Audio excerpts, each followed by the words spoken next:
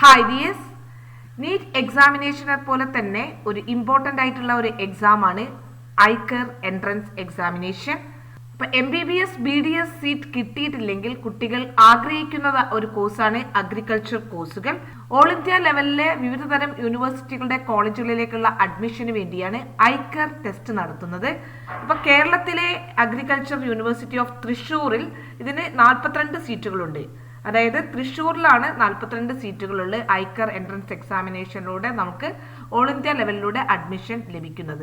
അതായത് വിവിധ തരം സീറ്റുകൾ ഏതൊക്കെ യൂണിവേഴ്സിറ്റികളിലാണ് ഓൾ ഇന്ത്യ തലത്തിലുള്ള വിവിധ തരം സീറ്റുകളെ കുറിച്ച് നമ്മൾ വിശദമായിട്ടുള്ള ഒരു വീഡിയോ നമ്മൾ ചെയ്യുന്നതാണ്. ഇന്നത്തെ നമ്മുടെ വീഡിയോയിൽ ഐക്കർ ഓൺലൈൻ രജിസ്ട്രേഷൻ പ്രോസസ് നടത്തുമ്പോൾ എന്തൊക്കെ ഡോക്യുമെന്റ്സുകളാണ് നമ്മൾ റെഡിയാക്കി വെക്കേണ്ടത്, കൂടാതെ നമുക്കറിയാം 3 ദിവസങ്ങളിലാണ് എൻട്രൻസ് എക്സാമിനേഷൻ നടക്കുന്നത്. അതായത് സെപ്റ്റംബർ 7th, 8th, 13th. അപ്പൊ ഈ 3 ദിവസങ്ങളിൽ നടക്കുന്ന എക്സാം പാറ്റേണുകൾ, അതായത് ഏതൊക്കെ സബ്ജക്റ്റുകളാണ് നമ്മൾ സെലക്ട് ചെയ്യുന്നത് അതിനനുസരിച്ചിട്ടായിരിക്കും നമുക്ക് ഡേറ്റുകൾ ലഭിക്കുന്നത്. അതുകൊണ്ട് തന്നെ വളരെ ഇമ്പോർട്ടൻ്റ് ആണ് നമ്മൾ സെലക്ട് ചെയ്യുന്ന സബ്ജക്റ്റുകൾ. അതിൻ്റെ ഒരു കാര്യം നമ്മൾ വിശദമാക്കുന്നുണ്ട്. കൂടാതെ കേരളത്തിലെ സെന്റേഴ്സുകൾ ഏതൊക്കെയാണ്, ഐക്കർ എൻട്രൻസ് എക്സാമിനേഷൻ എഴുതാനുള്ള കേരളത്തിലെ സെന്റേഴ്സുകളും പരിചയപ്പെടുത്തുന്നു. തുടർന്നും നമ്മുടെ ചാനലിലൂടെ ഐക്കർ, നീറ്റ്, കീം അതുപോലെ തന്നെ പാരാമെഡിക്കൽ കോഴ്സുകളെ കുറിച്ചൊക്കെ അറിയുവാൻ വേണ്ടി ഈ ചാനൽ നിങ്ങൾക്ക് വളരെ ഉപകാരപ്രദമായിരിക്കും. അതുകൊണ്ട് തന്നെ ചാനൽ സബ്സ്ക്രൈബ് ചെയ്യുക, ഒപ്പം തന്നെ ബെല്ലൈക്കൺ പ്രസ് ചെയ്യുക. നമ്മളിടുന്ന ഇൻഫോർമേറ്റീവ് വീഡിയോസ് നിങ്ങളിലേക്ക് വേഗം എത്തുന്നതായിരിക്കും. ഫസ്റ്റ് നമ്മൾ ഡോക്യുമെന്റ്സ് എന്തൊക്കെയാണെന്ന് നോക്കാം. അതായത് പ്രധാനമായിട്ടും വേണ്ട ഡോക്യുമെന്റ്സ് ആണ് നിങ്ങളുടെ ഐഡന്റിറ്റി ഡീറ്റെയിൽസ് വെളിപ്പെടുത്താൻ വേണ്ടി ആധാർ നമ്പർ ആണ് വേണ്ടത്. ഒരു ആധാർ നമ്പർ ഉണ്ടായിരിക്കണം. ഓക്കെ, ആധാറിന്റെ ലാസ്റ്റ് 4 ഡിജിറ്റ് ആണ് നമ്മൾ ഓൺലൈൻ അപേക്ഷയിൽ സമർപ്പിക്കേണ്ടത്. എങ്ങനെയാണ് ഓൺലൈൻ അപേക്ഷ തയ്യാറാക്കേണ്ടത് നമ്മൾ ലൈവായിട്ട് നിങ്ങൾക്ക് കാണിക്കുന്നതായിരിക്കും. ഇനി ആധാർ കാർഡ് ഇല്ലാത്തവരാണെങ്കിൽ ഇലക്ഷൻ കാർഡ് അല്ലെങ്കിൽ പാസ്പോർട്ടിന്റെ number, ration card number, bank account number, PAN number അല്ലെങ്കിൽ ഏതെങ്കിലും വാലിഡ് ആയിട്ടുള്ള ഗവൺമെന്റ് IDs ഉണ്ടായാൽ മതി.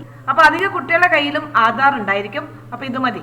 രണ്ടാമതായി അഡ്രസ് ഫോർ കമ്മ്യൂണിക്കേഷൻ ആണ്. നിങ്ങളുടെ ഇപ്പോൾ ഉള്ള അഡ്രസ് ആണ് കൊടുക്കേണ്ടത്. കൂടാതെ മൊബൈൽ നമ്പർ, ഒരു വാലിഡ് ആയിട്ടുള്ള മൊബൈൽ നമ്പർ വേണം. ഇത് നിങ്ങളുടെയോ നിങ്ങളുടെ പാരന്റിന്റെയോ കൊടുക്കാവുന്നതാണ്. ഒപ്പം തന്നെ വർക്ക് ചെയ്യുന്ന ഒരു ഇമെയിൽ IDയും കൊടുക്കണം. ഇതിലായിരിക്കും നിങ്ങൾക്ക് SMS കാര്യങ്ങളൊക്കെ വരുന്നത്. അല്ലാതെ ശരിക്കും ലെറ്റർ ആയിട്ടൊന്നും വരില്ല, ഒരു തപാലായിട്ടോ ഒന്നും തന്നെ വരില്ല. ഇമെയിലിലൂടെയൊക്കെ ആയിരിക്കും നിങ്ങൾക്ക് ഇതിന്റെയൊക്കെ വിവരങ്ങൾ ലഭിക്കുന്നത്. മൊബൈൽ നമ്പറും ഇമെയിൽ IDയും വാലിഡ് ഉള്ളതായിരിക്കണം. ഇത് പാരന്റിൻ്റെതായാലും മതി. ഓക്കെ, അടുത്തതായി അപ്ലോഡ് ചെയ്യേണ്ട ഇമേജസ് എന്തൊക്കെയാ നോക്കാം. ഒന്നാമത് നിങ്ങൾക്ക് ഒരു ഫോട്ടോഗ്രാഫ് ആണ്. നിങ്ങൾക്ക് എല്ലാവരും ഇപ്പൊ കീമിനും നീറ്റിനും വേണ്ടിയിട്ട് ഒരു ഫോട്ടോ എടുത്തിട്ടുണ്ടാവും, അത് മതി. അതായത് ബാക്ക്ഗ്രൗണ്ട് വൈറ്റ് കളർ ആയിട്ടുള്ള ബാക്ക്ഗ്രൗണ്ടുള്ള ഫോട്ടോ ആയിരിക്കണം. കൂടാതെ നിങ്ങളുടെ ഫേസ് ഒക്കെ നന്നായി ക്ലിയർ ആയിരിക്കണം. നിങ്ങൾ കണ്ണട ധരിക്കുന്നവരാണെങ്കിൽ അത് ഉപയോഗിച്ച് തന്നെ ഫോട്ടോ എടുക്കണം. ചെവി രണ്ടും കാണണം. ഈ കാര്യങ്ങളൊക്കെ തന്നെ നമ്മൾ പലപ്പോഴായി പറഞ്ഞിട്ടുണ്ട്. അതുകൊണ്ട് തന്നെ ക്ലിയർ ആയിട്ടുള്ള ഒരു ഫോട്ടോ സ്റ്റുഡിയോയിൽ പോയിട്ട് തന്നെ എടുക്കുക. ഈ ഫോട്ടോയും നിങ്ങൾ ഒരു 5-8 കോപ്പി കയ്യിൽ കരുതണം. കാരണം നിങ്ങളുടെ അഡ്മിറ്റ് കാർഡും തുടർന്നുള്ള അഡ്മിഷന് വേണ്ടിയിട്ടൊക്കെ ഈ ഫോട്ടോഗ്രാഫ് ആവശ്യമാണ്. ഓക്കെ, ഇനി ഫോട്ടോയുടെ സൈസ് നിങ്ങൾക്കറിയാം, ഇത് നിങ്ങളുടെ ഫോണിൽ തന്നെ ചെയ്യാവുന്നതാണ്. സൈസ് റെഡ്യൂസ് ചെയ്യണം. 10 KB to 200 KB ആക്കി മാറ്റിയിട്ടാണ് അപ്ലോഡ് ചെയ്യേണ്ടത്. JPG ഫോർമാറ്റ് തന്നെയായിരിക്കും ഫോണിലേക്ക് കിട്ടുന്നത്. അടുത്ത ഒരു ഇമേജസ് ആണ് സിഗ്നേച്ചർ ആണ്. നിങ്ങളുടെ സൈൻ ആണ് വേണ്ടത്. ഇത് സാധാരണ കേസിൽ നിങ്ങൾ ഒരു പേപ്പർ എടുത്തിട്ട്, ഒരു വൈറ്റ് പേപ്പർ എടുത്ത് ആ വൈറ്റ് പേപ്പറിന്റെ സെന്ററിൽ നിങ്ങൾ സൈൻ ചെയ്താൽ മതി.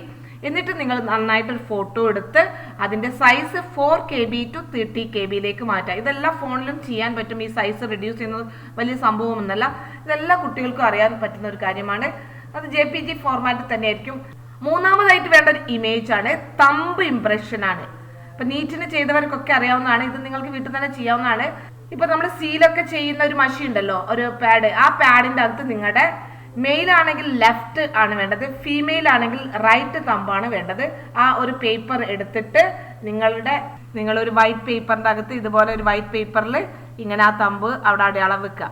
ഈ തമ്പിന്റെ ഫോട്ടോ നിങ്ങൾ എടുത്തു കഴിഞ്ഞാൽ തമ്പ് ഇംപ്രഷനായി.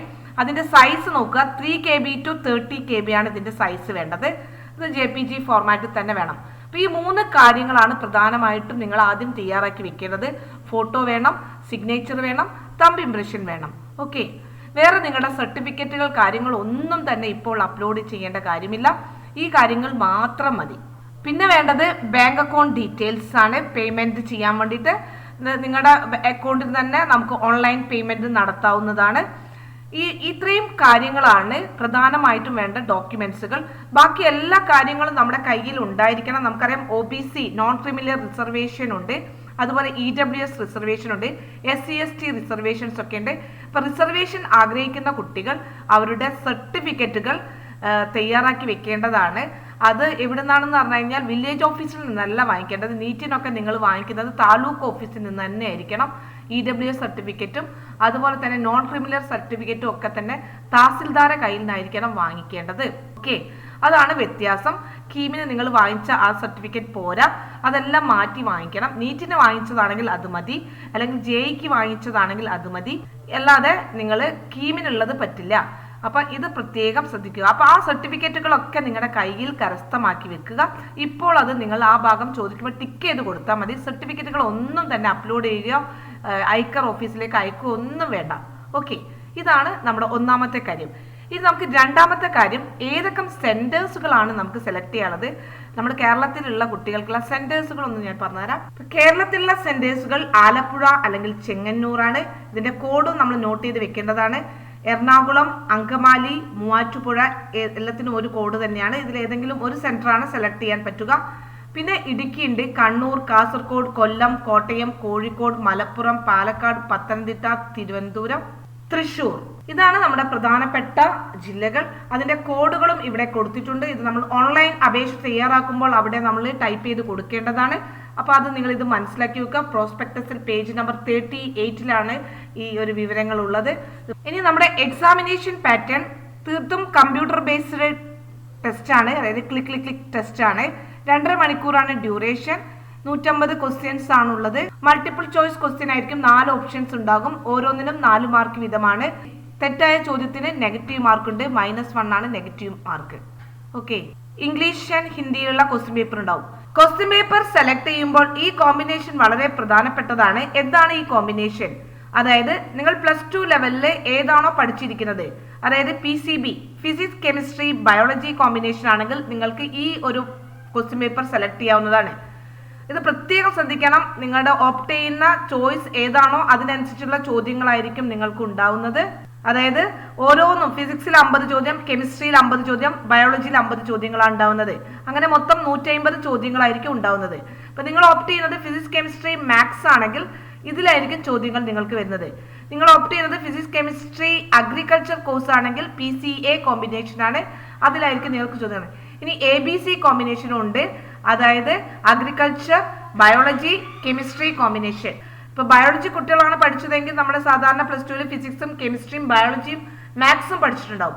അതുകൊണ്ട് തന്നെ അവർ സെലക്ട് ചെയ്യുന്നത് PCB വേണമെങ്കിൽ അവർക്ക് സെലക്ട് ചെയ്യാം. അപ്പൊ ബയോളജി കൂടുതൽ താല്പര്യമുള്ള കുട്ടികൾക്കാണെങ്കിൽ PCB സെലക്ട് ചെയ്യാം.